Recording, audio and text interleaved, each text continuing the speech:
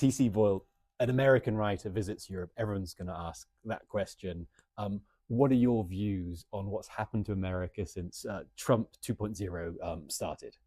It's been catastrophic. Our freedoms are eroded every day, and the authoritarian regime is clamping down on our freedom of expression. We do have hope, though, because of these recent elections and the midterm elections coming up next year. We still remain a democracy.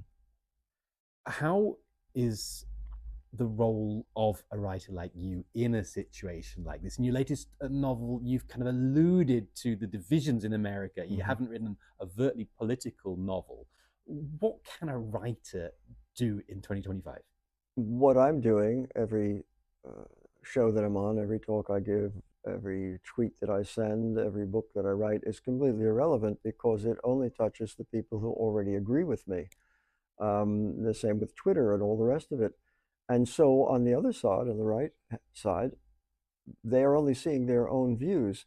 And it makes us wonder what real facts are and what is really happening in the world. And propaganda is controlling it. I was amazed at the words spoken by the US president this week when he called a reporter piggy. Misogyny plays a role in your new book, No Way Home. The way that men feel they can speak to women, that they can control women. I guess this has been a problem, of course, for centuries. But do you think things are getting worse rather than better in the USA because of the trickle down from the way powerful people are speaking? Absolutely. The society is no longer civil. There's no longer an exchange of ideas. There is just war. As far as the woman Bethany, who is the central character in one of three central characters, yes, men try to control her, but she controls them. I think this becomes evident in the last few lines of the book. She certainly does seem to be able to manipulate them better than they can control her. The men behave a little bit like chimps. We're thinking about this a lot because of the death of the late, great Dr. Jane Goodall recently. She said that we're not so different from chimps. Your new novel, No Way Home, seems to suggest very much that that's true. It is, and she was one of my great heroes, and I have written about a chimp in my novel three novels ago. Talk to Me, about trying to teach apes our language, which is patently absurd, by the way, because they already have their own language. Do you have any ideas on how we could bring people back together on one narrative? This is a big question to ask you because it's a big question everyone's asking the world, but is there any way that we could bridge these huge cultural gaps that seem so dangerous?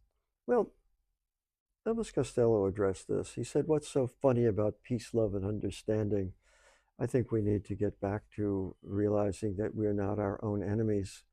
Um, the big problem, as we discussed earlier, is technology has isolated us into our own groups who only want to hear a single message.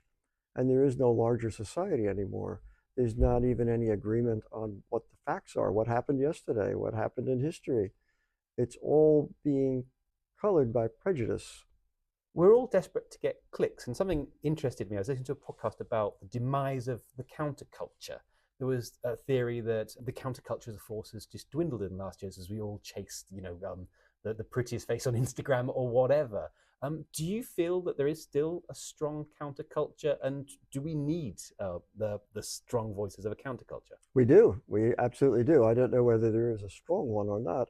Now, I have gone to the No Kings rallies, and one of them, I happened to be in Buffalo, New York, because my wife was visiting her sister.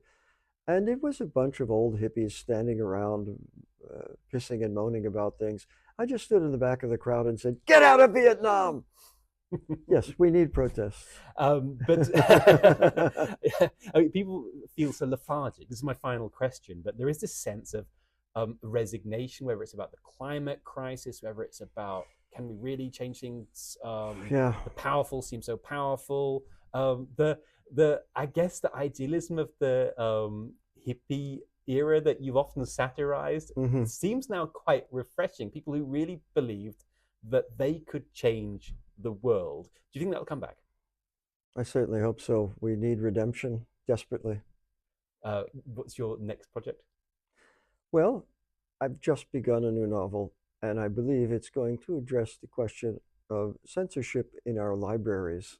So it will have a political element to it, yes. And why is that so important? People go, oh, libraries, we're all on the internet now. Why do we need a free library? Yeah. Uh, for the obvious reasons, it's a foundation of democracy and of the dissemination of ideas. TC Boyle, thank you so much for your time. I appreciate it. You're welcome.